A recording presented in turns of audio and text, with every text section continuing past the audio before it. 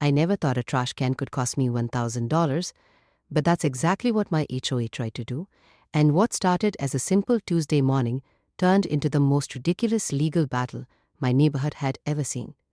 If you've ever wondered how far a homeowners association can go when nobody challenges them, trust me, you're about to find out. Welcome back to HOA Uncovered, where the rules are strange, the neighbors are stranger, and sometimes justice shows up when you least expect it. It all started at 6:45 a.m., the kind of quiet suburban morning where nothing dramatic is supposed to happen. Birds were chirping, sprinklers were running, and I was halfway through my coffee when I noticed something odd outside my window. My trash can was gone. Not tipped over, not moved slightly. Completely gone. At first, I assumed the sanitation workers accidentally took it. It happens sometimes, right? Maybe it fell into the truck. I shrugged it off and got ready for work, thinking I'd call the city later. But when I opened my front door, I saw an envelope taped dead center at eye level. Bright neon orange. The kind designed to embarrass you publicly. Across the front were 3 bold letters, A-O-AM. Now, anyone who lives in an HOA neighborhood knows that color means trouble. It's never a thank you note, it's never good news. I peeled it off slowly, already annoyed, and opened it right there on my porch. Violation, improper waste container placement. I actually laughed out loud. Improper placement? The trash can wasn't even there anymore. I read further. According to the notice, my trash can had been left visible from the street for more than 12 hours after collection, violating Community Aesthetic Guideline Section 8.3 subsection C. The penalty listed below made my stomach drop. I read it 3 times thinking it had to be a typo. $1,000 for a trash can violation? That wasn't a fine. At first, I assumed someone messed up paperwork, maybe an extra zero, maybe a new employee, so I called the HOA office expecting a quick correction. Big mistake, a woman answered with the calm, rehearsed tone of someone who had said the same sentence thousands of times. Maple Grove Community Association, this is Denise speaking. I explained politely that my trash can had actually disappeared and that the fine must be incorrect. There was a pause, keyboard typing, then she said, completely flat, the violation has been verified by our compliance officer. Verified? That word stuck with me. How was it verified if the trash can isn't even here anymore, I asked. Another pause. Photographic evidence was submitted. I asked for the photo, expecting maybe an old image or wrong address. She told me I could request it through the homeowner portal and that the fine would double if not paid within 7 days. Double? That's when confusion turned into irritation. I logged into the portal immediately after the call, and there it was, a photo attached to my violation record. The picture showed my trash can near the curb, except something fell off. The angle looked strange. The lighting didn't match the weather from that day, and most importantly, the timestamp read 11:58 p.m. Trash pickup in our neighborhood happened at 7 a.m. Why would my trash can be at the curb near midnight? I zoomed in closer and noticed something even stranger. The house number visible in the background wasn't mine. It was partially blocked, but you could clearly see a different font than the numbers mounted on my mailbox. Someone had either made a mistake or someone was targeting me. I emailed the HOA immediately explaining the discrepancy and attached photos of my house for comparison. Hours passed, no response. The next morning, I walked outside and nearly choked on my coffee again. Another orange notice was taped to my door. Second notice, failure to resolve violation. They hadn't even responded to my explanation yet. That's when my neighbor Mark walked over, shaking his head before I even said anything. Let me guess, he said, trash can violation. My jaw dropped. You too. He nodded and pulled a folded notice from his pocket. Same fine amount? Same wording. Within 10 minutes, 3 more neighbors joined the conversation, each holding identical letters like some bizarre club. Nobody wanted to join. $1,000 each. That's when we realized something bigger was happening. Abhora happened to neighborhood rumors. She was determined to restore community standards. Nobody knew exactly what that meant, but suddenly violations were appearing everywhere. Grass half an inch too long, holiday decorations removed 1 day late. A kid's basketball hoop labeled a Babasas. $4,000 trash can fines, That was new. Mark told us he'd seen someone driving slowly through the neighborhood late at night, taking photos with a flash camera. At the time, he thought it was security patrol. Now it sounded more like surveillance.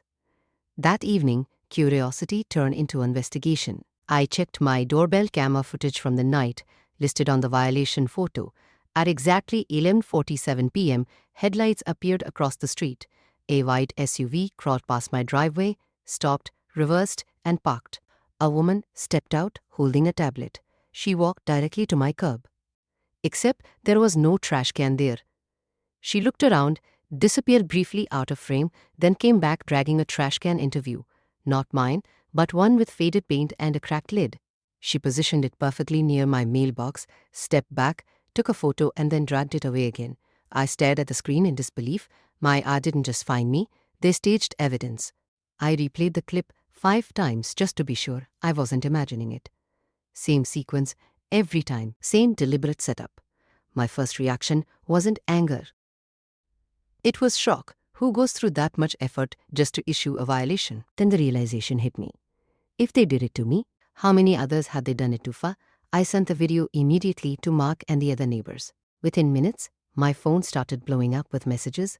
One neighbor checked his camera and found the same SUV. Another had footage of the same woman measuring grass with a ruler at night. Suddenly, the $1,000 fines, they looked like a business model. And the worst part, our contract allowed fines to turn into property liens if unpaid, meaning they could legally threaten people's homes over fake violations. That night, for the first time since moving into Maple Grove, the neighborhood group chat wasn't about lost pets or yard sales. It was about fighting back, and that's when I decided I wasn't paying a single dollar. Not until I understood exactly how deep this went, because if the OHO wanted a fight over a trash can, they had just picked the wrong homeowner. And what I discovered next completely changed how I saw the neighborhood, the board, and the quiet woman named Karen who thought nobody would ever question her authority.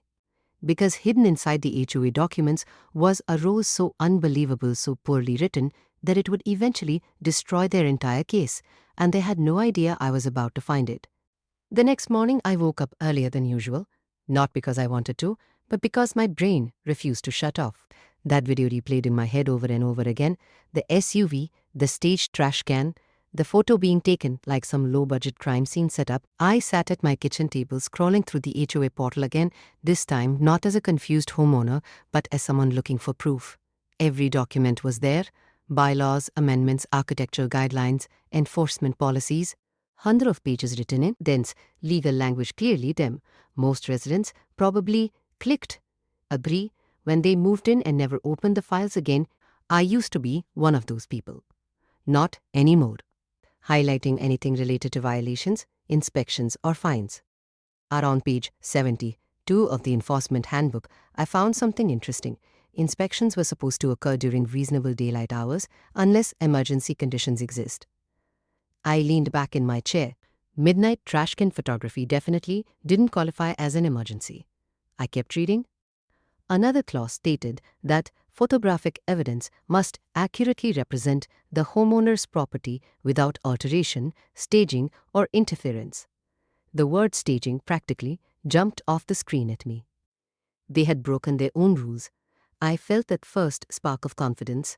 Not victory yet, just the realization that this wasn't hopeless. I printed everything. By noon, my dining table looked like a legal war zone covered in papers, sticky notes, and screenshots from my doorbell camera. And top BA, if they staged evidence, the fine was invalid. Simple, or at least it should have been. At 2 p.m., I received an email from the HOA. Your violation has been reviewed and upheld. Payment is required within 5 business days. No acknowledgement of my explanation, just a cold automated response. That's when irritation turned into determination. I replied, attaching the footage directly, and wrote a calm but firm message explaining that their compliance officer had fabricated evidence. I expected panic, maybe an apology, maybe silence. Mandatory hearing, compliance review committee. Attended required. The wording alone felt intimidating, like being summoned to court by people who ran a Suburban neighborhood. Mark joked in the group chat that we should wear suits. By Thursday, word had spread across Maple Grove. Apparently, over 20 households had received massive fines in the same 2-week period. Some neighbors had already paid out of fear. Others were considering selling their homes just to escape the stress. That realization bothered me more than my own fine. People were paying because they assumed the HOA was always right. Thursday evening arrived, and I walked into the community clubhouse carrying a folder thick enough to stop a bullet. The room smelled like cheap coffee and carpet cleaner. 3 board members sat behind a long table, expressions neutral and distant, and in the center seat sat Karen Holloway. She looked exactly like the type of person who believed rules were more important than people.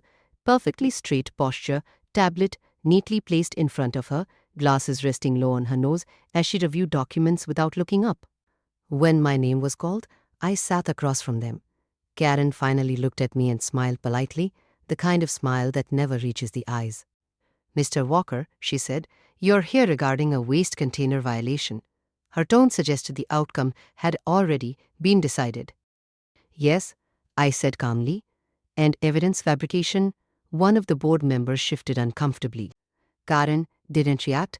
"Our compliance procedures are thorough and professional." I slid my tablet across the table and pressed play.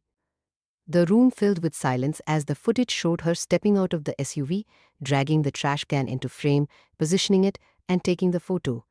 For the first time, her expression cracked just slightly. The board members leaned forward. Nobody spoke until the video ended. Karen cleared her throat. "This appears to be a misunderstanding." "A misunderstanding?" "You placed a trash can that wasn't mine in front of my house." She folded her hands calmly. "We sometimes reposition items for documentation clarity." I actually laughed before I could stop myself. "So you create violations for clarity." The older board member on the left looked visibly nervous now. "Karen, is that standard practice?" She hesitated, which told me everything. "Our goal," she said carefully, "is maintaining community standards." That was when I realized something important. She didn't think she was doing anything wrong. In her mind, the neighborhood needed enforcement, and the details didn't matter. I pulled out printed copies of the HOA inspection clause and slid them forward. "Section 12, I said, "inspections must occur during daylight hours and cannot involve staging or interference." One board member adjusted his glasses and read silently. Another exchanged looks with him. Karen's confidence faded just enough to notice. "This clause," she said quickly, "is open to interpretation." "No," I replied calmly, "it isn't." For several seconds, nobody spoke, and the power dynamic in the room shifted in a way I could physically feel. I wasn't the nervous homeowner anymore. Finally, the board president sighed. "We'll need to review this matter further." Translation: they didn't expect resistance. I left the meeting without resolution, but something had changed. Outside the clubhouse, neighbors were waiting. Mark stood up immediately. "Well?" he asked. I showed them the video. The reactions ranged from disbelief to anger to laughter. One neighbor shook his head and said, "They have been scaring people into paying for months." That's when we realized this wasn't just about one fine anymore. It was about every homeowner who had already paid based on fake violations, and once people stopped feeling alone, something powerful happened. They started talking. Stories came out, warnings issued without evidence, fines appearing overnight, letters threatening legal action within days. One elderly couple admitted they had paid nearly $3,000 because they were afraid of losing their home. That hit me hard. This wasn't enforcement, it was pressure. Later that night, my phone buzzed with an unexpected notification. A new document uploaded to my AH notice of escalation. My fine had increased to $1,500 due to non-compliance. I stared at the screen, stunned. They doubled down. And that's when I understood something critical about this fight. The HOA wasn't just trying to enforce rules anymore. They were trying to make an example out of me.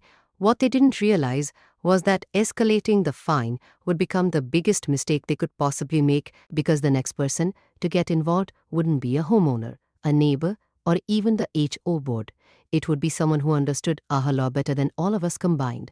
And once he saw the footage, he said 5 words that changed everything: "You might own this case."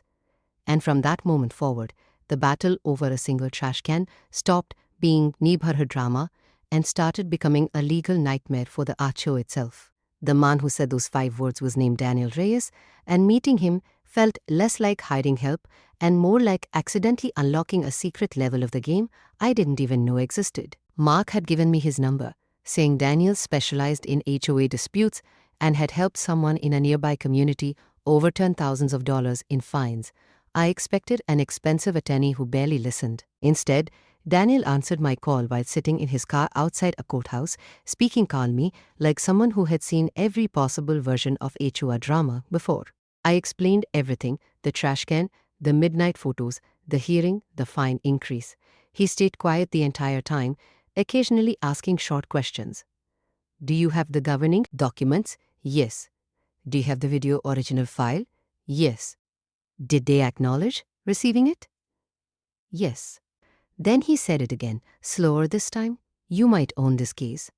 I asked what he meant. He explained that HOAs operate under strict procedural rules. They have power, but only when they follow their own governing documents exactly. The moment they fabricate evidence or ignore due process, they expose themselves to liability, not just invalid fines, but potential lawsuits. What they did, he said, isn't just wrong. It's reckless. For the first time since this started, I felt something close to relief. Daniel agreed to review everything that evening. I emailed him the video, screenshots, notices, and the clause about inspections. 20 minutes later, my phone rang again. They staged violations across multiple homes, he said. Did you say other neighbors have notices too? He exhaled slowly. That changes things. Apparently, one wrongful fine is a dispute. Multiple identical fines supported by fabricated evidence can become a pattern. And patterns attract attention, legal attention. The next day, Daniel drafted a formal response letter on legal letterhead. It wasn't angry or dramatic. It was precise, almost surgical. The letter demanded immediate dismissal of the violation, reimbursement of affected homeowners, preservation of all compliance records, and disclosure of enforcement procedures. One sentence stood out: failure to comply may result in legal action for fraudulent enforcement practices. I sent it through certified mail and uploaded it to the HOA portal. The response came faster than anything before. Within 2 hours, my portal status changed from violation active to under legal review. Neighbors started reporting the same update. Something was happening behind the scenes. That evening, Karen's white SUV drove slowly through the neighborhood again, but this time people noticed. Curtains moved. Phones came out. Someone waved sarcastically as she passed.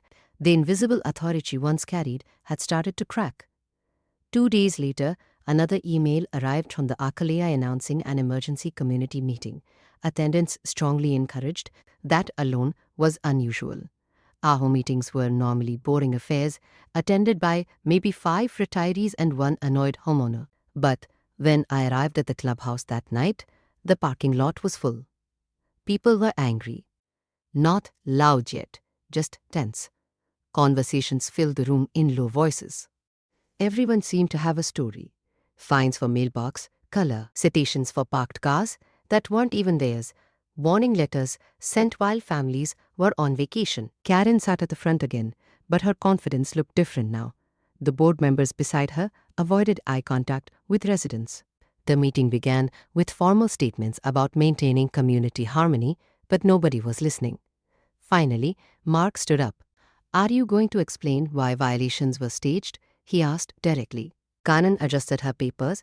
Compliance procedures are conducted within acceptable standards. That answer didn't work anymore. I stood next and connected my phone to the projector before anyone could object. The footage played again, large, undeniable, impossible to dismiss. Gasps spread across the room. Someone in the back said, she did that at my house too.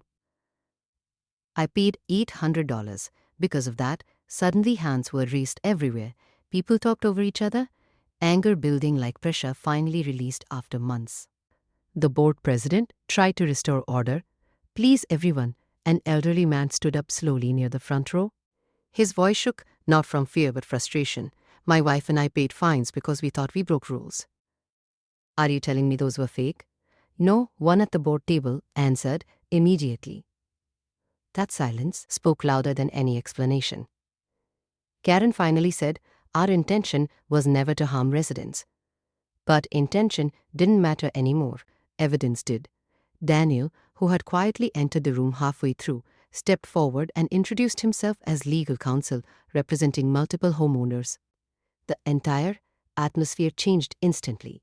The board members straightened in their chairs. He spoke calmly, outlining violations of procedure, potential liability, and the legal consequences of fabricated enforcement actions. No yelling, no threats, just facts delivered with absolute confidence. By the time he finished, the board president looked exhausted. "We will recess to review this matter privately," he announced. They disappeared into a side room while the neighborhood buzzed with conversation. For the first time since moving there, strangers were talking like allies instead of polite passers-by. After nearly 40 minutes, the board returned. The president cleared his throat. Effective immediately, all trash can violations issued in the past 30 days are suspended pending investigation. Applause broke out. Karen sat perfectly still, staring straight ahead, but Daniel leaned toward me and whispered, "This isn't over yet." He was right, because the following morning, something unexpected happened, something none of us had planned for. A local news van parked at the entrance of Maple Grove. Apparently, one of the neighbors had contacted a reporter after seeing the video online. Only, the footage had spread through social media faster than anyone anticipated. Comments flooded in from people across the country, sharing their own HOA horror stories. And suddenly, our small neighborhood dispute wasn't private anymore. It was public. A reporter knocked on my door asking if I was the homeowner involved in the staged trash can fine. Cameras pointed toward the street as neighbors gathered behind her. I hesitated for a moment before agreeing to speak because I realized something important. The moment people started talking openly, their power weakened, so I told the story. Every detail, the staged photo, the midnight inspections, the escalating fines. That evening, the segment aired on local television with a headline I never expected to see: "Connected to my life, accused of fabricating violations." Within hours, the HOA's email service crashed from incoming messages. And late that night, just before midnight, I received a notification from the homeowner portal again. But this time, it wasn't a violation. It was a formal announcement. Karen Holloway had been placed on administrative leave pending investigation. I stared at the screen, realizing the fight over a single trash can had just triggered consequences far bigger than any of us imagined. But the real shock came the next morning, when financial records began surfacing, records that revealed exactly where all those fines had been going. And once we saw the numbers, the story stopped being about abuse of power and started looking a lot like fraud. The morning those financial records surfaced, everything changed again, and this time it wasn't just suspicion or frustration driving the neighborhood. It was proof. Mark was the one who called me first, his voice louder than I had ever heard it. "Check your email right now," he said. "You're not going to believe this."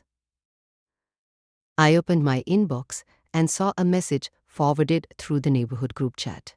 Attached was a PDF nearly 80 pages long, labeled Annual Financial Summary, Maple Grove Community Association. At first glance, it looked like boring accounting paperwork, the kind nobody ever reads during HOA meetings. But someone had highlighted several sections in bright yellow: compliance, enforcement, revenue. I blinked. HOAs collect dues, that's normal.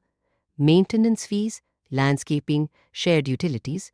But enforcement revenue, listed as a major income category, felt strange. I scrolled further and saw the numbers. Over the past 6 months, fines had generated more money than homeowner dues. My stomach tightened. That meant violations weren't just about rules. They were funding the HOA itself.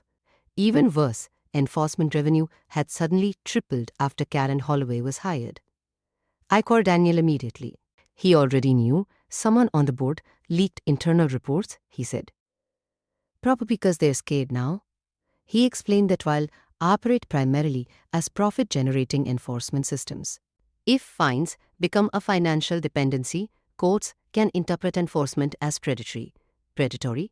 That word echoed in my head. By noon, neighbors were comparing numbers. One family had paid $2,400 in landscaping violations, another nearly $5,000 over parking citations. Many never challenged the fines because they assumed resistance would make things worse. The OHA held power through intimidation, legal language, deadlines, threats of liens. Most people paid simply to avoid stress. But once the news story aired and the financial records spread, fear began shifting sides. That afternoon, an official email arrived from the HOA board announcing a temporary suspension of all enforcement activities. The wording tried to sound routine, but everyone knew what it meant: damage control. Karen's name was nowhere in the email. Later that evening, Daniel gathered several homeowners at my house to discuss next steps.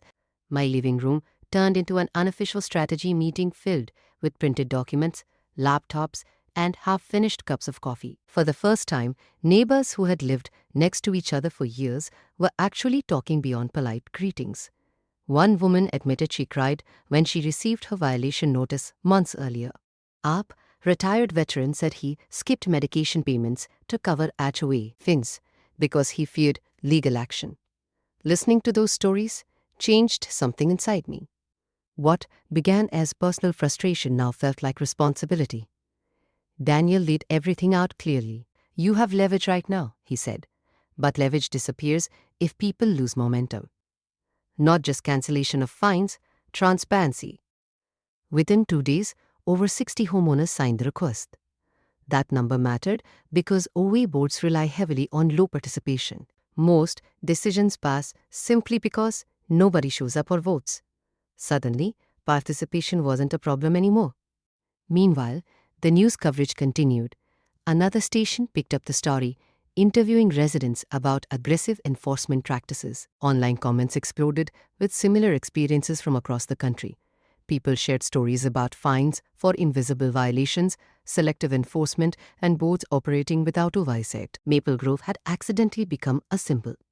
And symbols attract attention. 3 days later, a certified letter arrived at my door, not from the HOA, but from a state regulator office acknowledging receipt of complaints regarding association governance practices.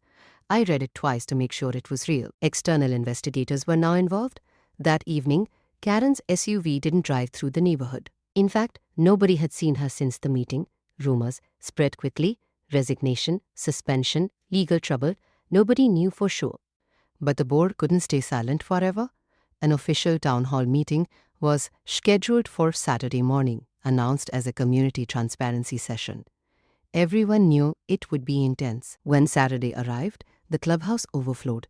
People stood along walls and outside the doors. The atmosphere felt less like an HOA meeting and more like a courtroom waiting for verdict. The board president looked exhausted as he opened the session. "We acknowledge concerns raised by residents," he began carefully. "An internal review has identified procedural immediate murmurs, procedural inconsistencies," was a polite way of saying something had gone very wrong. He continued, announcing that all fines issued under Karen's supervision were being frozen pending audit results. Refund requests would be reviewed individually. Applause erupted, but Daniel leaned toward me again and whispered, "Listen closely. They're still limiting responsibility." Then came the moment nobody expected. A board member, one who had barely spoken during previous meetings, asked for the microphone. His voice shook slightly. "I believe residents deserve full honesty," he said. "Compliance enforcement targets were introduced earlier this year to increase association revenue." The room exploded into noise. Targets, that single word confirmed everything. The HOA hadn't just enforced rules aggressively, they had quotas. The president tried to interrupt, but the admission was already out. Phones recorded everything. Residents demanded explanations all at once, and right there, under pressure from an entire community, the board announced something unprecedented. A vote would be held to remove multiple board members and restructure HOA leadership. Neighbors who had never attended meetings before suddenly realized they had power all along, they just hadn't used it. Over the next week, campaigning replaced complaints. Residents discussed budgets, transparency, and accountability like never before. People knocked on doors introducing themselves, not as strangers, but as voters. The election turnout shattered every previous record. And when results were announced, nearly the entire board was replaced. New leadership immediately cancelled outstanding enforcement fines and approved refunds totaling hundreds of thousands of dollars. When I received the official letter stating my $1,500 fine had been permanently dismissed, I felt relief but also disbelief at how far things had gone. All because of a trash can. A few days later, Daniel called with one final update. The audit confirmed fabricated documentation, he said. Legal action against the association's former compliance officer is likely. I stepped outside and looked down the quiet street. Kids riding bikes, neighbors chatting casually, the same peaceful scene from the morning this all started. But something fundamental had changed. People waved more now. Conversations lasted longer. The invisible tension that once hovered over the neighborhood had disappeared. The app still existed, but it no longer felt like an authority watching from the shadows. It felt like what it was always supposed to be, a group of homeowners working together. A week later, a brand new trash can appeared at my driveway, delivered by the city after I reported the original missing. I laughed when I saw it. That simple plastic bin had triggered investigations, news coverage, elections, and refunds across an entire community.